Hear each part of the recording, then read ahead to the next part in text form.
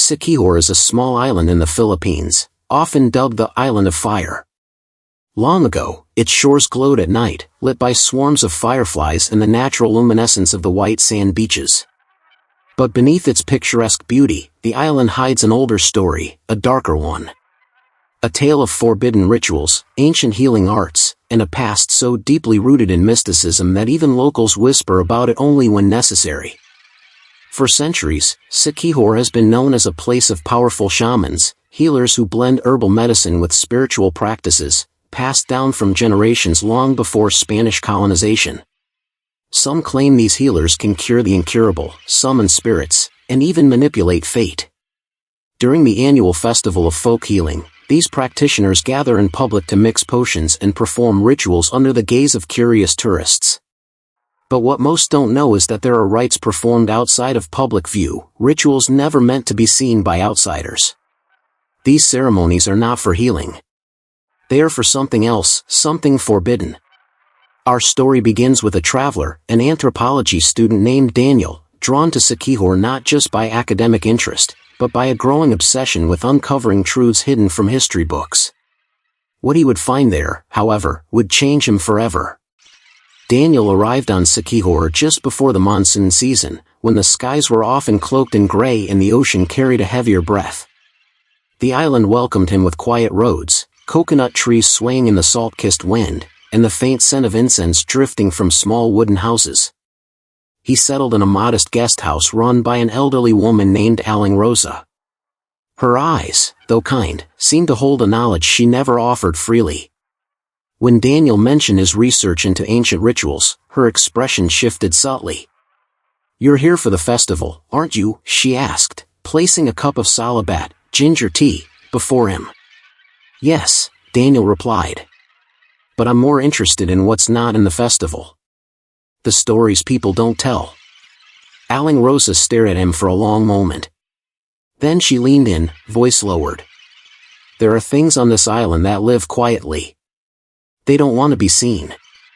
And if you go looking for them, they will know." Daniel laughed nervously, unsure if she was being serious or simply playing along with local lore. But Rosa didn't laugh. She only warned him again, gently, but firmly. "Do not wander too far from the main roads. And if you hear chanting in the forest at night, stay where you are. Never follow it."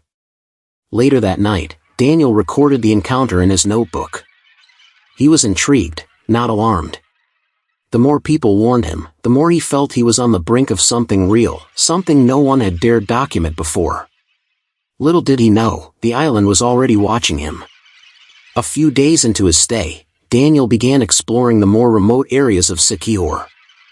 Guided by hand-drawn maps and tips from hesitant locals, he discovered ancient bolete trees, moss-covered stone altars, and caves said to be older than the island itself. His notebook filled quickly with sketches, folklore, and curious symbols he couldn't yet decipher. One evening, just before twilight, Daniel followed a narrow trail that led into the thick forest beyond the barangay of San Antonio. The path grew darker with each step, the air thicker, as if the trees themselves whispered in a forgotten tongue. As the sun dipped low, casting an amber hue over the canopy, he heard it, distant chanting. It was soft, rhythmic, and in a language he didn't recognize. Compelled, he followed the sound, moving cautiously through the undergrowth. Soon, he reached a clearing. Hidden behind layers of trees and vines, a small circle of people stood around a fire.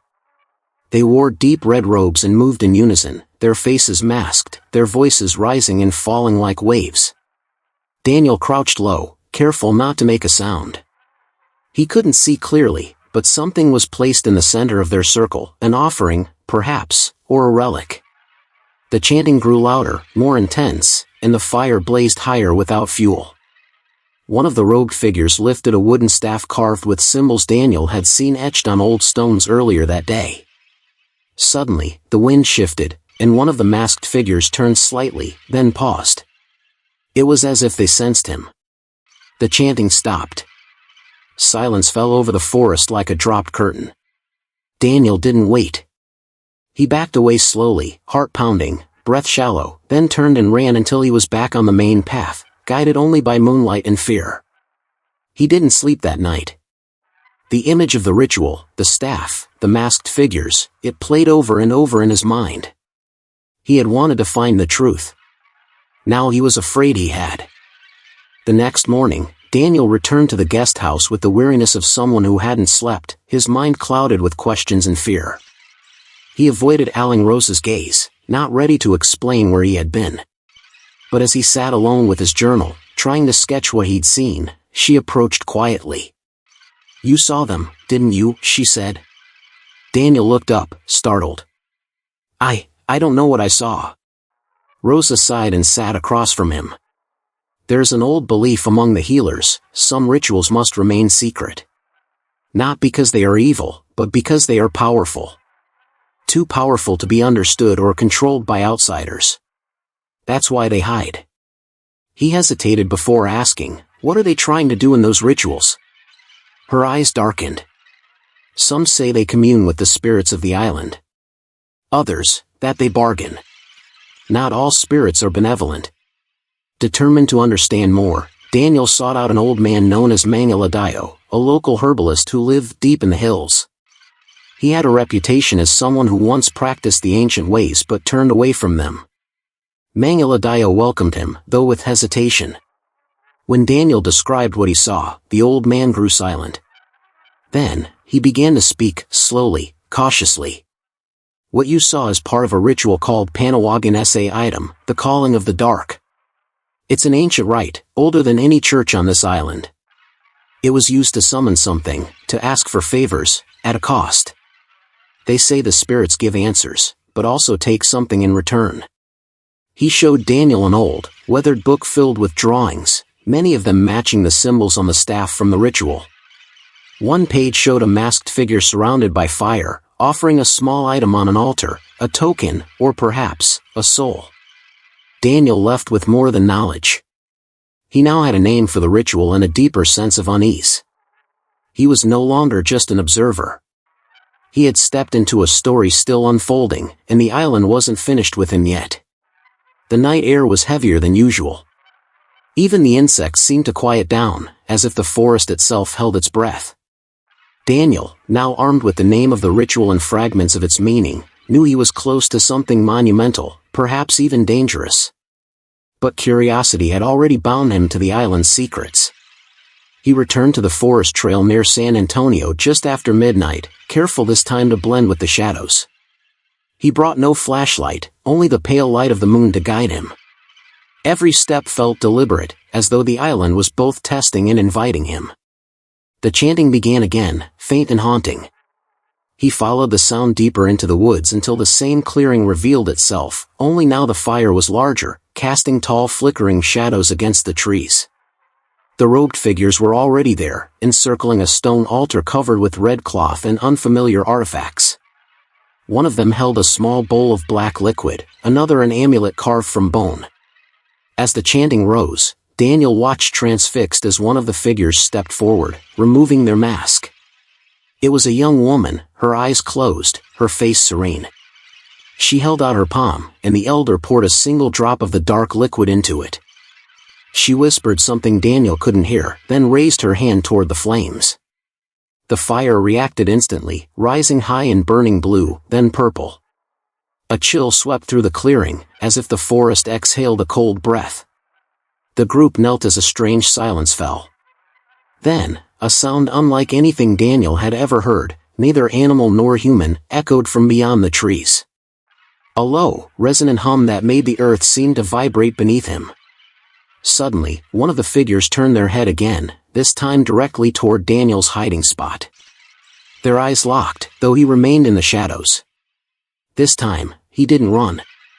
He was too stunned. Too mesmerized. The chanting began again, but slower, deeper, almost like a call. Daniel realized, in that moment, that this was not a reenactment of an old rite. It was alive. The ritual was real, and he had crossed a threshold he could no longer retreat from. The days that followed passed like a fever dream. Daniel returned to the guest house, but something had changed. The air around him felt denser. Shadows lingered longer than they should. People in the village no longer met his eyes. Even Aling Rosa, once welcoming, now kept her distance. He tried to dismiss it as paranoia, an overactive imagination fueled by sleepless nights and strange sights. But his reflection in the mirror betrayed him. His eyes looked different, heavier, darker, as if he carried something unseen. And in his dreams, the chanting returned. Night after night. Always the same rhythm. Always that same fire burning blue and purple. One morning, he awoke to find a symbol drawn in ash outside his door, the same symbol carved into the staff from the ritual. He confronted Rosa, demanding to know what it meant. She looked at him with both pity and fear. "You weren't just a witness, Daniel," she said softly. "They let you see because now you're part of it." Desperate, Daniel returned to Mangaladayo for answers. The old man shook his head. The ritual was a binding. A calling, yes, but also a claiming. Once you step into that circle, even unknowingly, you carry its mark. The spirits remember. They never forget. Daniel tried to leave the island the next day, booking the earliest ferry back to the mainland. But the weather turned violent, the sea swelled with unnatural force, and the ferry was cancelled. Locals whispered that the island wouldn't let him go, not yet. And so he remains in Siquijor, trapped between two worlds. An outsider who saw too much, touched the thread of an ancient power never meant to be unraveled. He walks the quiet paths at night, listening for chanting, feeling the island breathe around him. Because on Siquijor, some doors, once open, never close again.